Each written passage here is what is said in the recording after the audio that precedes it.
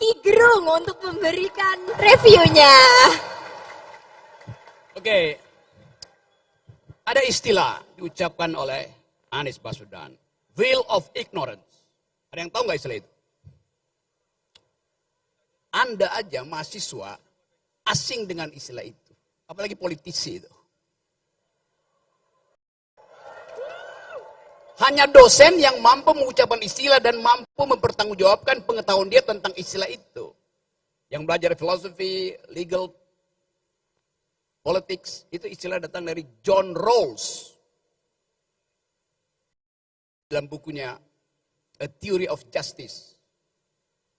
Ada di halaman 213.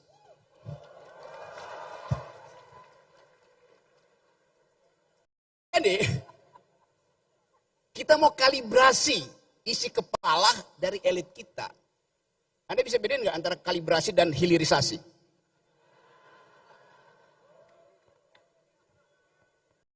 Kalibrasi artinya mencari ukuran yang tepat. Hilirisasi artinya membohongi ukuran. Kalau misalnya seorang calon presiden, calon wakil presiden bicara tentang hilirisasi itu. Dan kita hitung hulunya apa? Kalau kita mau naikkan tax ratio, mau naikkan pertumbuhan ekonomi, hulunya apa? Inputnya apa itu? Yang biasa disebut incremental capital output ratio. Hari ini, malam nanti, akan ada 9,5 juta manusia Indonesia tidur dengan perut kosong. Adanya di hulu mereka. Per hari ini, stunting itu udah 24%, 25%. Rasionya. Artinya, 1 dari 4 bayi yang lahir akan kekurangan nutrisi otak. Artinya otaknya tidak akan berkembang. Atau defisit 25%. Ini ada Pak Profesor Mutakin. Yang ahli bedah otak itu. Tapi dia cuma bedah orang yang ada otaknya. Hari ini ada 60 juta pemuda Indonesia menunggu lapangan kerja. Jadi semua itu ada di hulu. Kalau dia dibawa ke hilir, dihilirisasi, yang dihilirisasi adalah membersihkan yang di hulu itu supaya produknya bagus. Jadi hilirisasi artinya membersihkan kedunguan. Itu dasarnya. Kalau kita bicara secara makro, secara konseptual. Anies Baswedan, calon presiden. Dia berupaya membawa kita pada harapan dengan keutuhan berpikir. Bukan sekedar dengan main-main statistik. Semacam hilirisasi itu. Itu yang kita penting. Seorang calon presiden mesti kasih kemampuan, kita tuntut kemampuannya untuk memberi politics of hope. Harapan itu. Dengan kekuatan argumen, dengan kemampuan untuk mengolah keadaan hari ini dan diseberangkan menjadi kebahagiaan. Itu calon presiden. Anda bisa bedain nggak antara calon presiden, bekas presiden, dan presiden bekas? Anies calon presiden, SBY bekas presiden. Ada orang yang masih presiden, tapi udah jadi barang bekas. Nggak berguna lagi itu.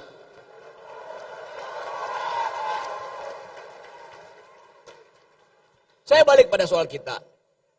Yang kita perlukan bukan forum debat yang dibangun oleh KPU. Di mana moderatornya cuma jadi timekeeper. Habis waktu. Dia nggak bisa interupsi kesalahan berpikir dari seorang kandidat di situ. Atau panelis cuma bagian ngambil-ngambil dari fishbowl.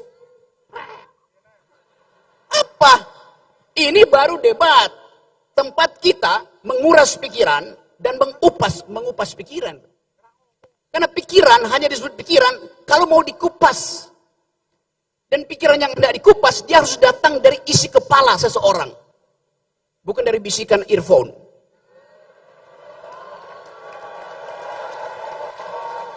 Dasarnya itu tuh. Jadi teman-teman, saya percaya bahwa kalian akan mampu mengupas isi pikiran Cak Imin dan Cak Anies. Dua-duanya Cak-Cak. Jadi sekali lagi, saya singkatkan itu, karena hanya itu intinya. Saya udah 3 kali ketemu Anies, udah hat-trick sebetulnya. Dan heran, saya diundang terus di forumnya Anies. Di forum lain saya nggak diundang. Padahal saya masih menganggap dua kandidat itu juga punya pikiran. Tapi kalau nggak bisa dikupas, itu bukan pikiran. Pikiran hanya sesuatu pikiran kalau bisa dikupas. Pikiran hanya sesuatu pikiran kalau ada yang membantah pikiranmu. Itu namanya berpikir tuh. Jadi teman-teman semua, percayakanlah bahwa Indonesia harus dihidupkan dengan diskurs pikiran. Dengan alat analisa yang ada di kampus-kampus, itu metodologi. Nah, kita ingin perdebatan itu metodologis. Bukan sekedar ideologis, metodologis. Supaya ada hal yang kita kuras. Nah, saya perpendek ini, saya ucapkan dengan cara saksama dalam tempo singkat-singkatnya, karena saya mesti pergi. Saya masih ada acara, tapi saya pastikan bahwa saya ingin, saudara-saudara, memilih seseorang yang pikirannya tebal, bukannya amplopnya tebal. Hanya itu poinnya. Jadi, saya pamit pada Anies Caimin, moderator, namanya siapa? Agak keras. Saya nggak bisa baca, sebutin. Ada mic kamu?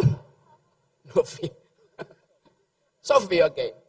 Oh, Sofi. Ya, Sofi, artinya bijak gitu.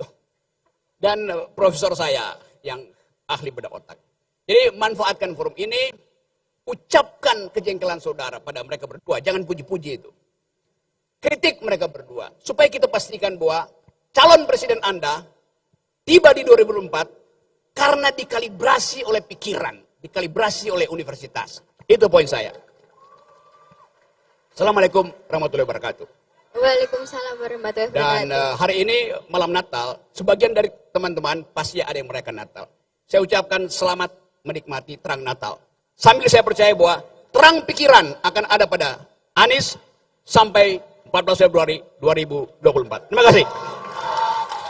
Baik, terima kasih kepada Bung Rocky.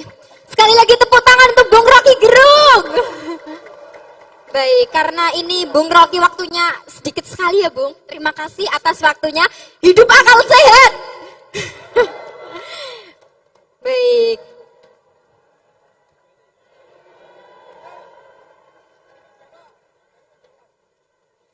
Lanjut saja teman-teman.